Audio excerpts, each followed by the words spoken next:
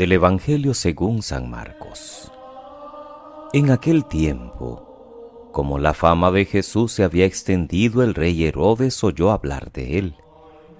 Unos decían: Juan el Bautista ha resucitado y por eso los poderes actúan en él. Otros decían: es Elías. Otros: es un profeta como los antiguos. Herodes al oírlo decía: es Juan, a quien yo decapité, que ha resucitado.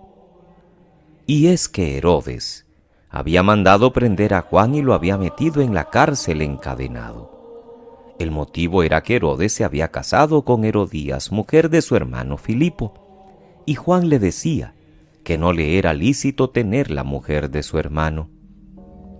Herodías aborrecía a Juan y quería quitarlo de en medio. No acababa de conseguirlo porque Herodes respetaba a Juan, sabiendo que era un hombre honrado y santo, y lo defendía. Cuando lo escuchaba quedaba desconcertado y lo escuchaba con gusto. La ocasión llegó cuando Herodes, por su cumpleaños, dio un banquete a sus magnates, a sus oficiales y a la gente principal de Galilea. La hija de Herodías entró y danzó gustando mucho a Herodes y a los convidados. El rey le dijo a la joven: pídeme lo que quieras que te lo doy. Y le juró: te daré lo que me pidas aunque sea la mitad de mi reino. Ella salió a preguntarle a su madre: ¿qué le pido? La madre le contestó: la cabeza de Juan el Bautista. Entró ella enseguida a toda prisa, se acercó al rey y le pidió: quiero que ahora mismo me des en una bandeja la cabeza de Juan el Bautista. El rey se puso muy triste, pero por el juramento y los convidados no quiso desairarla. Enseguida le mandó a un verdugo que trajese la cabeza de Juan. Fue, lo decapitó en la cárcel, trajo la cabeza en una bandeja y se la entregó a la joven. La joven se la entregó a su madre. Al enterarse sus discípulos, fueron a recoger el cadáver y lo enterraron. Palabra del Señor. Gloria a ti, Señor Jesús. Es viernes 4 de febrero, queridos hermanos. Primer viernes, por cierto, de mes, en que de manera especial mantenemos viva la lindísima devoción al Sagrado Corazón de Jesús, que todavía en muchas parroquias seguimos celebrando. Hoy, antes de seguir con la historia de Salomón, hacemos una breve incursión en el libro del Eclesiástico, o libro de Ben Sirá, para escuchar un canto de alabanza a la figura de David, cuya historia hemos ido leyendo durante 2 semanas. Este canto de Ben Sirá resume lo que representa David para la historia de este pueblo de Israel y por tanto también para nosotros, porque somos sus herederos.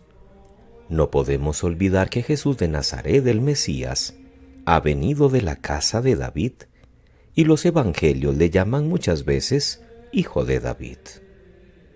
Además de recordar episodios más o menos llamativos de su vida, desde niño, de joven, de rey, con una rápida alusión al pecado y a su perdón, el autor de este libro sapiencial resalta sobre todo lo litúrgico y cultual que realizó David en su papel sacerdotal al frente del pueblo, pues daba gracias y alababa a Dios, entonaba salmos cada día, compuso música para el culto e introdujo instrumentos. Celebró grandes y solemnes fiestas, ordenó el ciclo del año litúrgico judío. Política y socialmente, la obra de David fue decisiva, y también en cuanto a la vida religiosa de su pueblo. Esta historia la resume muy bien una de las estrofas del salmo que complementa la primera lectura de hoy. Tú diste gran victoria a tu rey, tuviste misericordia de tu ungido, de David y su linaje por siempre. Así ciertamente, con defectos y fallos, David fue un gran hombre y un gran creyente, y Dios no le retiró su favor. Por eso es una buena figura precursora del Mesías, Cristo Jesús, hijo de David. Sería presuntuoso por nuestra parte si quisiéramos compararnos con David en cuanto a la importancia histórica de nuestra vida. No podríamos asegurar que nosotros somos lo mejorcito de la iglesia, como la grasa es lo mejor de la carne, sacrificada a Dios en el templo. Pero sí podemos espejarnos en Él, es decir, como vernos en un espejo. Salvadas las diferencias históricas y sociales, en cuanto a defectos y virtudes, en cuanto a aciertos y fallos, en cuanto a actitudes cara a Dios y a los demás. Seguramente también nosotros hemos tenido caídas y ojalá hayamos reaccionado con humildad ante Dios como David.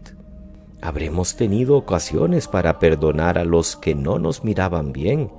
Tenemos alguna de sus cualidades, tal vez un buen corazón o una visión grande de fe, y por desgracia también alguno de sus defectos, debilidades pasionales, métodos no siempre limpios de conseguir lo que pretendemos. Ojalá en conjunto se pueda resumir nuestra vida diciendo que a pesar de nuestras debilidades y caídas, hemos tenido buena voluntad, hemos amado a Dios, le hemos cantado y celebrado, hemos confiado en Él y hemos hecho el bien a nuestro alrededor, perdonando cuando había que perdonar. Dios quiera que al final de nuestra vida también se diga que hemos sido buenas personas y buenos cristianos.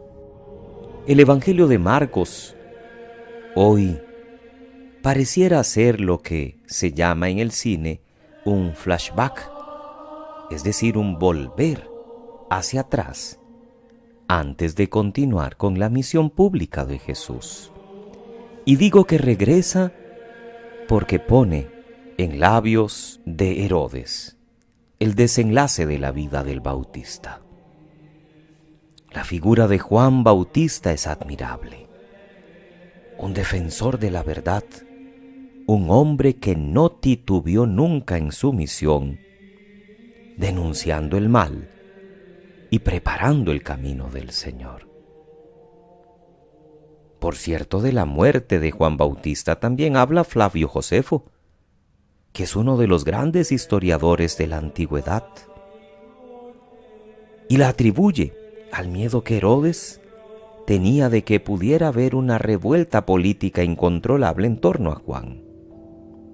Marcos hoy nos presenta un motivo menos político pero más concreto. El Bautista fue ejecutado como venganza de una mujer despechada, porque el profeta había denunciado públicamente la unión de Herodes con Herodías, la esposa de su hermano Filipo. Herodes apreciaba a Juan, dice el Evangelio de Marcos. Pero no basta apreciar a una persona, no basta escucharla con atención si lo que ésta nos está diciendo no queremos ponerlo en práctica. Del aprecio de Herodes, del respeto que dice el Evangelio tenía por él, porque sabía que era un hombre honrado y santo, a no tener la suficiente valentía para haberlo defendido en el momento crucial.